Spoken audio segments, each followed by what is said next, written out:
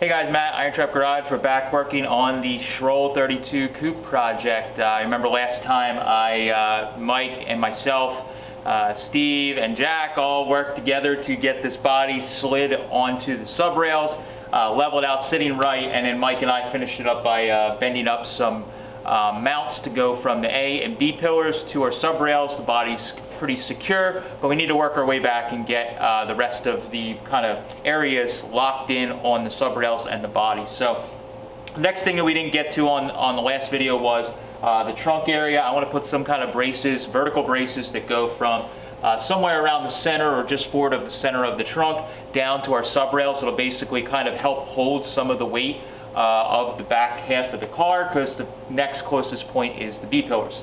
The other thing we're going to work on is the door opening, door sill area. I want to bend up some metal to actually span the gap between the door sills, and also we'll cover up the frame some.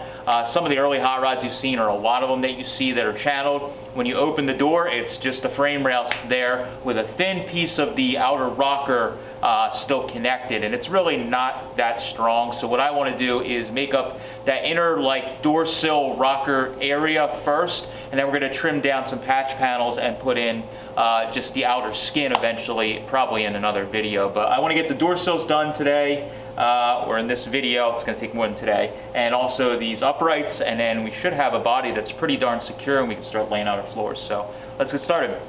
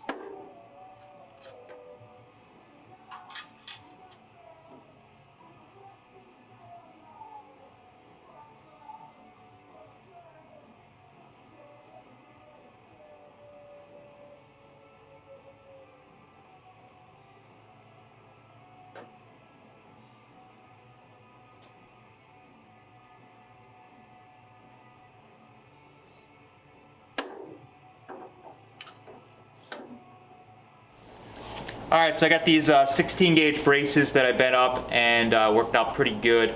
And what I did was I sanded a little angle on the brace here for it to sit up in the curvature of the body here.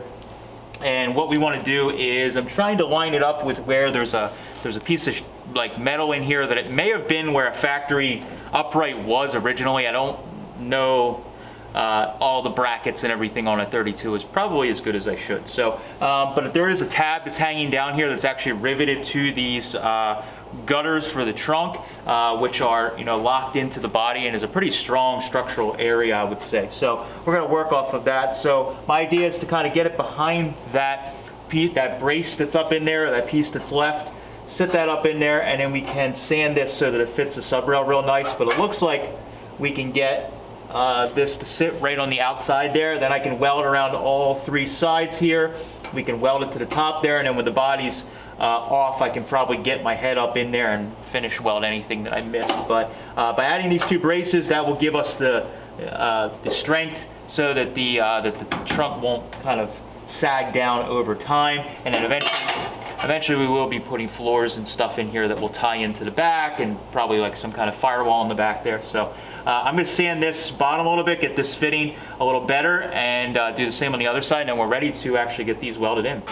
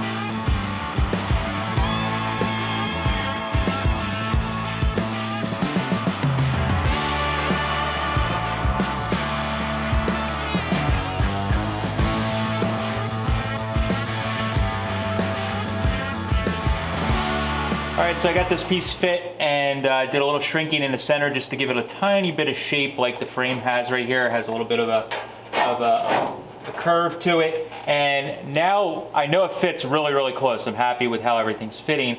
I need to get this all positioned in a place in which I can actually put some tacks in and get this thing tacked in place.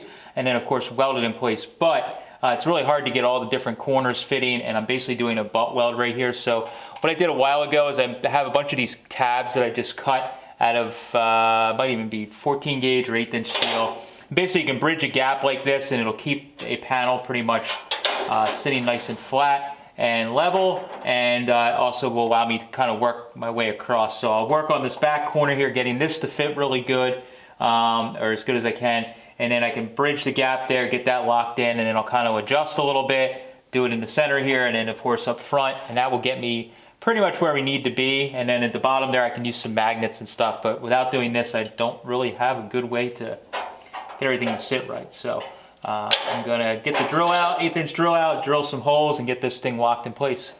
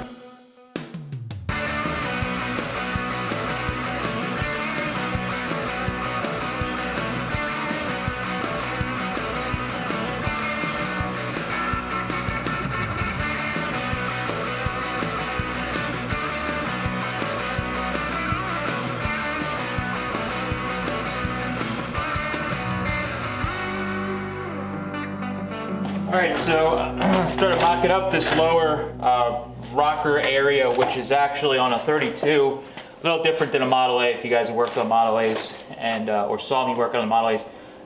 This little area bottom here, which is like a bead, that's part of the, it basically is part of the style line or body line of the car at the bottom, is actually the outer rocker area and is not the door. So the door actually is smooth and sits just above this. So I left the door shut and kind of laid underneath the car and held up this this rocker to where it needs to be, and I could see the remnants of the body line on the front front cowl area, and I lined that up there, got this whole cleat in place, and I had it just sitting over top of the sheet metal, the inner rocker piece we're making. And then I opened the door, lifted it up, and just got a nice gap underneath it here, and did the same on this side. Then what you saw in the last shots, I marked it, the excess, trimmed it, and then that sits in that little recess there where it would be plug welded, and should work out pretty good. So now this thing's getting harder to fit in here because everything's starting to fit. So take our little Cleco clips here. I left my pliers somewhere. Dang it. So we'll take our Cleco pliers and our little clips and try and line everything up.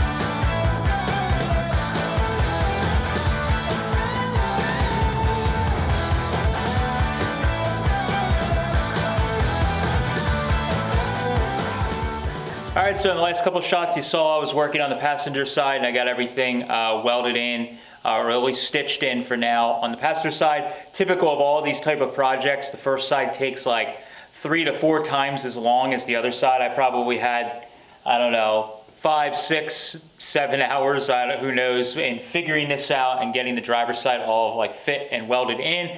Passenger side maybe took 2, 3 hours from start to finish, so it went really smoothly. So the hard thing I was dealing with on this side, on the driver's side versus the passenger side, is the lower door sill area, if you want to call it that, or rocker.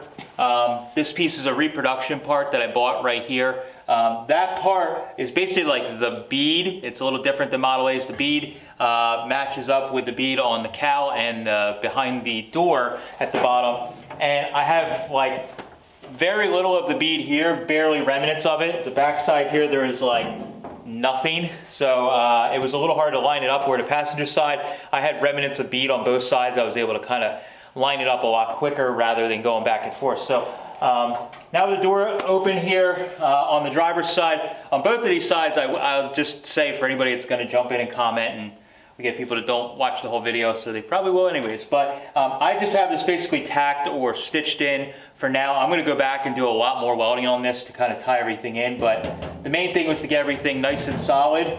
But I need to make some pieces up in the front where we need to do the patch panel at the front of the cowl, and also down here at the bottom where we need to make the patch there. I need to fill in the gaps there. So there was no sense of trying to do that right now, so I just left it as is. But yeah, so this is kind of like the best of thing I could do with the situation. A lot of the cars back in the day, they just left a giant hole here, so this is a little better. It's going to get probably painted, and then eventually we'll probably get carpet or something on it. The door card obviously will go on as well. So you never really see this except when the door is open, but if you've ever seen an old channeled car from back in the day in person, usually there's just a giant gaping hole here with just the door sill, which is definitely not the best. So now that I got the 2 of these welded in, the body's really solid, especially with those trunk braces I did in the very beginning. It's really solid now, so we can move this thing around without any issues, and I can kind of start moving on to doing the floors next on the car, which is really exciting. So yeah, so next time we'll be working on the floors, laying them out, and hopefully we'll have floors kind of mocked up in the car in the next video. We're moving along really good, so really excited on this car. So thank you guys for watching, appreciate it. Catch you later.